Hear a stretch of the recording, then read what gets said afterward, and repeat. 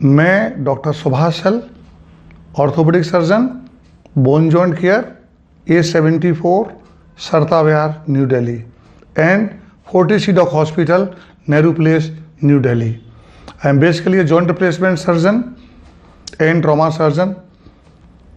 Arthritis इस देश के अंदर लाखों करोड़ों लोगों को प्रभावित कर रही है और उसके अंदर बेसिकली अर्थराइटिस 120 तरह की होती है, लेकिन हिंदुस्तान के अंदर जो अर्थराइटिस सबसे ज़्यादा पॉपुलर है वो है नी जॉइंट. हम करते हैं हिंदुस्तान के अंदर, हर आदमी अर्थराइटिस के अंदर जॉइंट नहीं चेंज कराना चाहता है, वो चाहता है कि कैसे करके उसका काम चल जाए.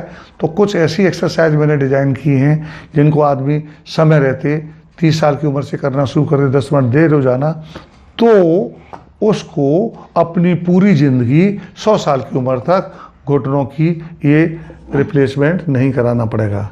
जो इसके जो कार्टिलेज रिप्लेसमेंट है घुटनों का नहीं कराना पड़ेगा. तो अब मैं आपको जो बेसिक एक्सरसाइज है वो बताने जा रहा हूँ.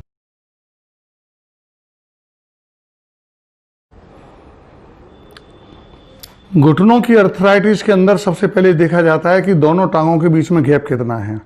अंगूठी मिलाइए दोनों, ठीक. अब सीधे खड़े हो जाइए. अब देखिए गौर से कि इनके दोनों घुटनों के बीच के अंदर ये दोनों अंदर की सतह नहीं मिल रही है, ये सतह नहीं मिल रही है. इनके बीच में करीब करीब ये 3 अंगुल का गैप आ रहा है. इसका मतलब इनकी कार्टिलेज करीब करीब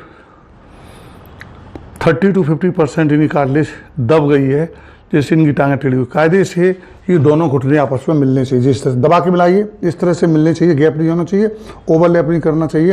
ये नॉर्मल अलाइनमेंट कहलाता है. Centre of the hip, centre of the knee और सेंटर ऑफ द एंकल दोनों एक लाइन में होने चाहिए.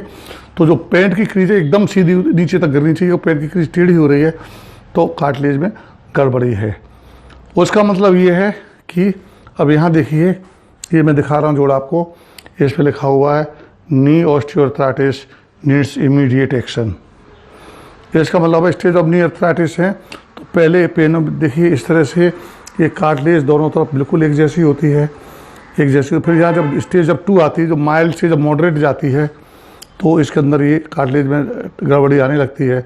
और सीवियर के अंदर ये कार्टिलेज एकदम ख़त्म हो जाती है, और ख़त्म होने के बाद ये तकलीफ़ होने लगती है. तो यदि बहुत ज़्यादा दिक्कत होगी तो फिर आपको प्रॉब्लम आएगी.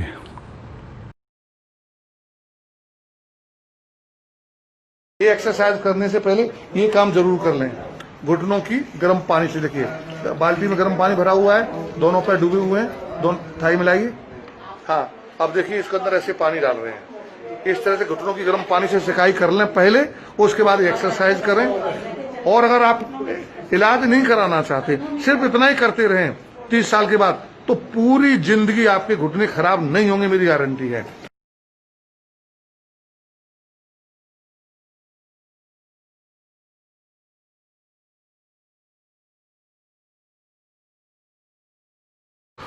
पैर मिलाइए अपने.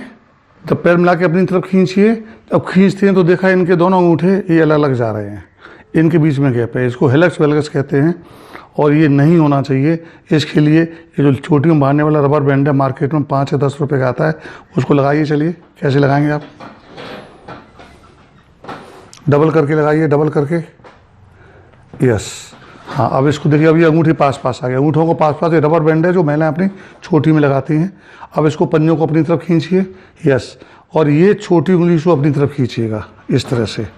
ये बिल्कुल फ्लैट होना चाहिए. आमतौर बुढ़ापे के अंदर क्या हो जाता है कि दोनों पैर इस तरह से टेढ़े हो जाते हैं, पैर इस तरह से टेढ़े हो जाते हैं. इस तरह से खींचिए, ठीक. खींच के घुटने मिलाइए, जोर से नीचे दबाइए. अगर नहीं दबा सकते काम करें, घुटनों को आप घुटने ऊपर खोलिए, बोल हाथों को नीचे लगाइए, नीचे, और इनको अच्छी तरह से दबाइए. हाथ खोलिए, ऊपर उंगली करके दिखाइए. इस तरह से हाथों को कस के दबाइए. इस तरह से घुटनों के नीचे से दबाना है, दबाइए, और कलाइयों से दबाइए. हाँ, अब पंजा छोटी उंगली की तरफ से खींचिए, छोटी उंगली की तरफ से खींचिए, और घुटने नीचे जोर से दबाइए. ये बहुत अच्छी एक्सरसाइज है. इसको हर कोई आदमी अपने घर पे कर सकता है. यहाँ छल्ला लगा लें, छोटी उंगली की तरफ से इनको दबाएं, छोटी उंगली की तरफ से अपनी तरफ खींचें जोर से, और घुटनों को यहाँ दबा करके कलाइयों से दबाएं और नीचे दबाएं, जोर से दबाएं और पंजा खींचें. अगर कोई आदमी यही करता रहेगा तो शायद उसके घुटने टेढ़े नहीं होंगे, और यदि टेढ़े हो रहे हैं, पूरी ताकत लगा के कर रहा है, तो ये सीधे भी हो जाते हैं.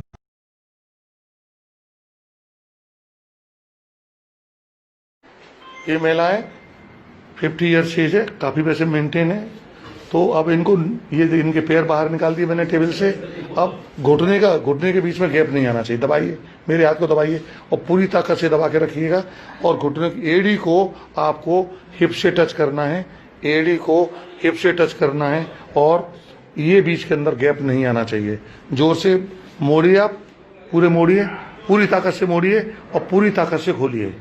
तो ना तो घुटना, ना देखिए आप गौर करें तो ना तो घुटना इससे ज़्यादा सीधा हो सकता, इससे ज़्यादा घुटना सीधा हो ही नहीं सकता और घुटना इससे ज़्यादा नहीं मुड़ सकता।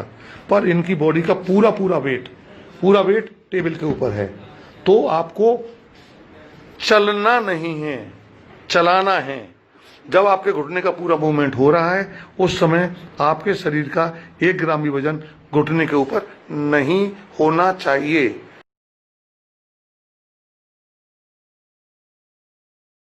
सीधी हो जाइए, तुरंत सीधी हो जाइए, ठीक। और फिर वही चीज, दोनों घुटनों को मोड़िए, बीच में गैप नहीं आना चाहिए और दोनों घुटनों को मोड़ के गैप बिल्कुल नहीं आना चाहिए, यहां से यहां तक कोई गैप नहीं।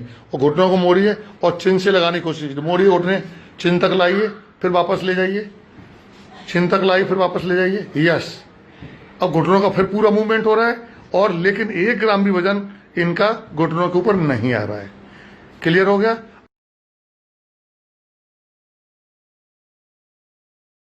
राइट घुटने को लेफ्ट शोल्डर की तरफ लाइए और लेफ्ट शोल्डर को राइट की तरफ, ठीक है। क्रॉस करिए, वेरी गुड। तो ये आप एक्सरसाइज कर रही हैं और इसके अंदर भी 1 ग्राम भी वजन घुटने के ऊपर नहीं आ रहा है। अब आप उठ के बैठ जाइए। अब घुटने को पूरा मोड़ लीजिए, ये गैप खत्म करिए, गैप मिला के रखिए। अब घुटने सीधे करिए, पूरे सीधे करिए। तो जब सीधे कर लें तो पंजा अपनी तरफ खींचे, हाँ, फिर मोड़िए पूरा। अब आप देखिए गौर से, इनका घुटना पूरा मुड़ रहा है, पूरा सीधा हो रहा है और घुटने के ऊपर 1 ग्राम भी शरीर का वजन नहीं है। शरीर का वजन टोटल इनका इस टेबल के ऊपर आया हुआ है, ठीक है। पर घुटने के अंदर गैप नहीं आना चाहिए। जब तक गैप नहीं आएगा तब तक घुटने चेंज होने की आवश्यकता नहीं पड़ेगी। यदि गैप आ गया तो फिर आपका घुटना चेंज होगा। और घुटना चेंज होने के बाद भी यदि गैप आ रहा है तो घुटना रिप्लेसमेंट आपका गलत हुआ है, ऑन टेबल वो खराब हो गया है। जॉइंट रिप्लेसमेंट सर्जन को जॉइंट करना नहीं आता है, इनकम्पिटेंट डॉक्टर है। ये बिल्कुल गैप नहीं आना चाहिए पूरी जिंदगी। अब यहाँ दोनों घुटनों की फिल्म लाइए, फोटो फिल्म लाइए और इसके लिए हाथ लाइए, ये वाला, इसको ये मेज पकड़िए, इस हाथ को उठाइए, यहाँ पकड़िए, मेज पकड़ लीजिए कस के और कलाइयों से घुटनों को दबाइए आपस में। तो कलाइयों से घुटनों को दबा रहे और घुटनों के बीच के अंदर आपने एक अखबार या मैगजीन ऐसे दबा ली। ये इनकी एक्सरे है, ठीक है। अब ये गिरना नहीं चाहिए, अगर ये गिर गया तो घुटना खत्म। ये गिरा, अब घुटने पूरे सीधे करिए, पूरा सीधे करिए, फिर मोड़िए पूरा, फिर सीधा करिए, फिर मोड़िए, फिर सीधा करिए। अब आप गौर करिए कि आपके घुटनों के ऊपर 1 ग्राम भी वजन नहीं आ रहा है और घुटने का पूरा मूवमेंट हो रहा है। तो ये जॉइंट की सबसे बेहतरीन एक्सरसाइज है। और ये जो 4 मसल्स होते हैं, 1 2 3 4, इनको क्वाड्रिसेप्स मसल कहते हैं। इनकी स्ट्रेंथ जब तक मेंटेन रहेगी तब तक घुटना चेंज नहीं होगा। और यदि चेंज हो गया है और इसे एक्सरसाइज कर रहे हैं तो पूरी जिंदगी वो घुटना आपका साथ देगा। एक काम और कर सकते हैं, पैर उठाइए, इसको ऊपर यहाँ पर ये वेट कप, घर अगर वेट कप नहीं ले सकते, एक थैली में बालू भर के या एक नमक की थैली रख करके चुन्नी से बांध लें और फिर उसके बाद एक्सरसाइज करें। टहलने से घुटना खराब होगा और ऐसा करने से घुटना रिपेयर होगा, जवान होगा और टहलने से घुटना बुढ़ा। जिनको भी घुटनों की समस्या है उनको बिल्कुल नहीं टहलना चाहिए। और जो डॉक्टर, जो फिजियोथेरेपिस्ट आपको टहलना बताते हैं, दुनिया का सबसे बड़ा बेवकूफ़ी काम है। आपका टायर ऑलरेडी डैमेज है, टायर घायल हो गया है, फिर कहते हैं उस पर तेज गाड़ी चलाओ। दुनिया का सबसे बड़ी बेवकूफ़ी की सलाह है, जब घुटने के अंदर समस्या आ जाए तो टहलना 0, चलाना 100% और चलना 0%।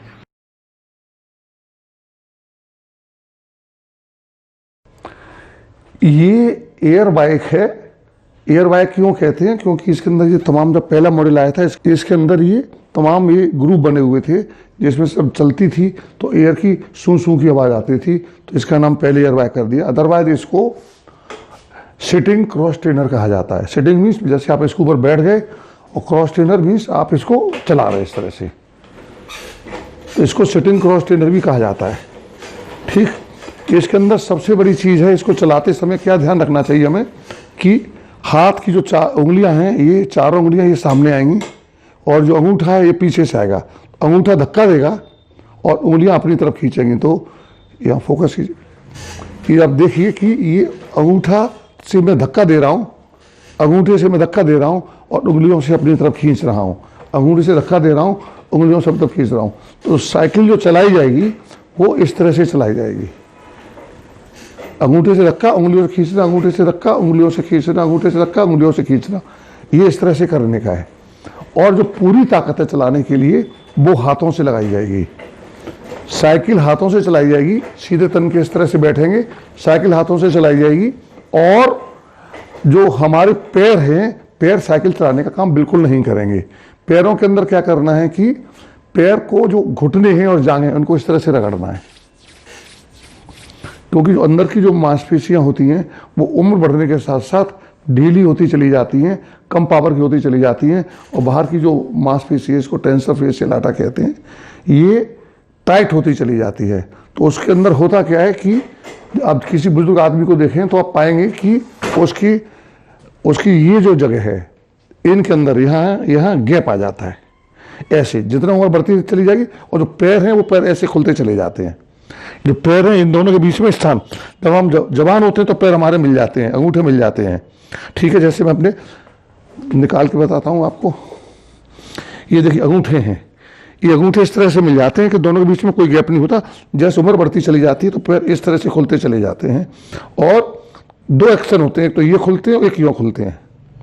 तो बुढ़ापे के अंदर आपके पैर इस तरह से हो जाते हैं। इसको हमें ऐसे मिला के रखना है और यूँ मिला के रखना है। तो जैसे अगर मैं कोई कागज़ यहाँ फंसाता हूँ, ये कागज़ निकलना नहीं चाहिए, फट जाना चाहिए, निकलना नहीं चाहिए। और मैं रोज़ाना इसके लिए एक्सरसाइज करता हूँ जिससे कि ये निकल ना जाए। जब तक ये नहीं निकलेगा तब तक आपका जॉइंट रिप्लेसमेंट की नौबत नहीं आएगी। इसको नहीं निकलना चाहिए, ये गैप जीरो रहना चाहिए। अगर ये निकल रहा है और बचपन में भी ये निकल रहा गैप आ रहा है तो इसके लिए प्रयास करें, स्प्रिंट बनवाएं, इलाज करें। ये पूरी ज़िंदगी 100 साल की उम्र तक ये नहीं निकलना चाहिए। देखिए फट जाएगा, निकलेगा नहीं। ये इसको क्या, ये हम इस मांसपेशियों को ताकत करते हैं और इसको लूज करते हैं। इसके लिए साइकिल के अंदर भी हम यही इंतजाम करते हैं कि आपने साइकिल के ऊपर इस तरह से बैठे और साइकिल को हाथों से चलाया और घुटनों को मैं इस तरह से रगड़ूंगा।